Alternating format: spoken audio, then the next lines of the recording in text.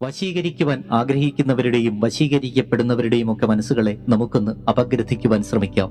സ്നേഹപൂർണമായ വശീകരണത്തിന് ചാരുതയേകുന്ന ഘടകങ്ങൾ നിരവധിയുണ്ട്. പ്രണയം, സ്നേഹം, ആത്മാർത്ഥത, ത്യാഗം, കാത്തിരിപ്പ്, വിരഹം, കലഹം ഇവയൊക്കെ വശീകരണത്തിൽ ഏറെ പ്രാധാന്യമുള്ളവയാണ്. വശീകരണത്തിന്റെ മായാവലയത്തിലേക്ക് നാം മറ്റൊരാളെ വലിച്ചടുപ്പിക്കുമ്പോൾ തങ്ങളുടെ മനസ്സിന്റെ സത്യസന്ധതയും സ്നേഹവും വശീകരിക്കപ്പെടുന്ന ആളിന് പകൽ പോലെ തിരിച്ചറിയുവാൻ കഴിയണം. അപ്പോഴാണ് ആ ബന്ധങ്ങളിൽ വിവിധ വികാരങ്ങളുടെ രാസപ്രക്രിയകൾ നടക്കുന്നത്.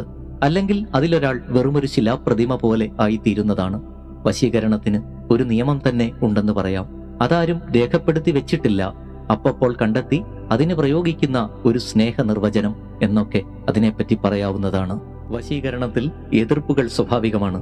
വശീകരിക്കപ്പെടുന്നയാൾ വശീകരണം തിരിച്ചറിഞ്ഞു തുടങ്ങി എന്നതിന്റെ സൂചനയാണത്.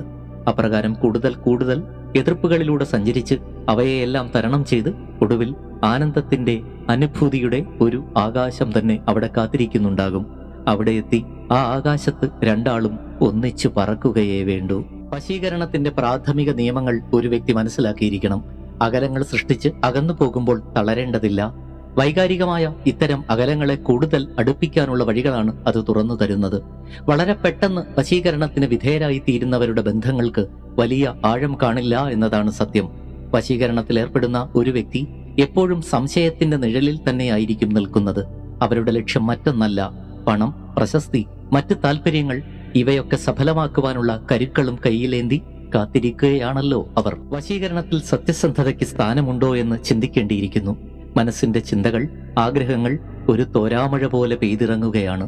ആഗ്രഹങ്ങൾ സഫലമാകുന്നതിലൂടെ എല്ലാം അവസാനിക്കുന്നു. ഇനി മറ്റെന്തെങ്കിലും പുതുമ നിറഞ്ഞതിലേക്ക് മനസ്സ് സഞ്ചരിക്കുകയായി. നമ്മെ സന്തോഷിപ്പിക്കുന്ന, പുളകം കൊള്ളിക്കുന്ന പുതിയതെന്തെങ്കിലും. ഈ സത്യങ്ങളെ നമ്മുടെ മനസ്സ് പലപ്പോഴും ഉൾക്കൊള്ളില്ല.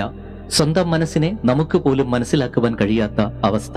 മനസ്സിന്റെ ചിന്തകൾ അനുസരിച്ച് തന്നെ യാത്ര ചെയ്യുവാൻ തയ്യാറായാലോ അവിടെ സദാചാരത്തിന്റെ വാളും ഉയർത്തിക്കൊണ്ട് സമൂഹം കാത്തു നിൽക്കുന്നുണ്ട്. സമൂഹത്തിനെതിരെ പോരാടുന്നവർ ഏറെയുണ്ട്. പക്ഷേ അതൊരു വെല്ലുവിളി തന്നെയാണ്. പിന്നെ ഒരു മാർഗമേ മുന്നിലുള്ളൂ. സ്വന്തം ഇഷ്ടങ്ങളെ മറച്ചുവെക്കുവാൻ ഒരു മുഖം മൂടി അണിയുക. മറ്റാർക്കും കാണുവാൻ കഴിയാത്ത ഒരു മുഖംമൂടി. അങ്ങനെ സ്വന്തം മനസ്സിനെ വഞ്ചിച്ച് മനസ്സും മനസാക്ഷിയും തമ്മിലുള്ള സംഘർഷങ്ങളിൽപ്പെട്ട് ആടിയുലയുന്ന മനുഷ്യജീവിതങ്ങൾ. അവിടെ വശീകരണത്തിന്റെ സത്യസന്ധതകളൊക്കെ പാടെ വിസ്മരിച്ചു പോകുന്നു. ഒരാൾ ഏറ്റവും സ്നേഹിക്കുന്നത് അവരെ തന്നെയാണ്.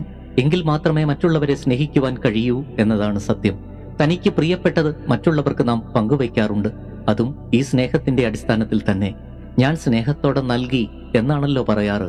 അവിടെയാണ് ഞാൻ എന്ന വ്യക്തി അടയാളപ്പെടുന്നതും ആദർശവാനാകുന്നതും. നമ്മൾ മറ്റുള്ളവർക്ക് നൽകുന്ന സ്നേഹ സമ്മാനങ്ങളിൽ അത് നൽകിയ വ്യക്തിയുടെ പേര് രേഖപ്പെടുത്തി വെക്കുന്നതിന്റെ കാരണവും മറ്റൊന്നല്ല. ആര് തന്നു ഈ വിശിഷ്ട സമ്മാനം? അത് വാങ്ങുന്നവർ തന്നതാരാണെന്ന് തീർച്ചയായും അറിയേണ്ടതുണ്ട്. മറ്റുള്ളവർക്ക് നൽകുന്ന സമ്മാനങ്ങളിൽ പോലും വശീകരണത്തിന്റെ ആത്മാർത്ഥത നിറഞ്ഞിരിക്കുന്നു എന്നു സാരം. വശീകരണത്തിന് അവസാനമില്ല. അത് അവസാനിക്കുന്നത് ഒരു വ്യക്തിയുടെ അന്ത്യത്തിൽ. പക്ഷേ വശീകരണത്തിന്റെ സാക്ഷാത്കാരം എപ്പോഴും നടക്കുന്നുണ്ടോ? ഇല്ല എന്നാണ് ഉത്തരം. ഓഷോ രജനീഷിന്റെ വാക്കുകൾ ഒരു നിമിഷം ഓർത്തുപോകുന്നു. രണ്ടുപേർ ഒന്നിച്ച് എപ്പോഴും സന്തുഷ്ടരായിരിക്കണമെന്ന് ആർക്കും ഉറപ്പ് നൽകുവാൻ കഴിയില്ല. നിങ്ങൾ ഒരു സ്ത്രീയെ കാണുന്ന നിമിഷം നിങ്ങൾ ഒരാളാണ്, അവളും ഒരാളാണ്. 10 വർഷങ്ങൾക്കു ശേഷം നിങ്ങൾ മറ്റൊരാളായിരിക്കും, അവളും മറ്റൊരാളായിരിക്കും. അത് നദി പോലെയാണ്. പ്രണയത്തിൽ വീണുപോയ രണ്ടുപേർ ഇപ്പോഴില്ല. ഇപ്പോഴുള്ളത് മറ്റാരോ നൽകിയ വാഗ്ദാനത്തിൽ കടിച്ചു തൂങ്ങുന്ന 2 പേർ മാത്രം. അതെ, വശീകരണത്തിന്റെ സാക്ഷാത്കാരത്തിൽ ഇങ്ങനെയും ചില അപകടങ്ങളുണ്ട്. എങ്കിലും വശീകരണമെന്നത് വിവിധ ഭാവങ്ങളോടെ അരങ്ങിൽ നിറഞ്ഞാടുക തന്നെ ചെയ്യുന്നു.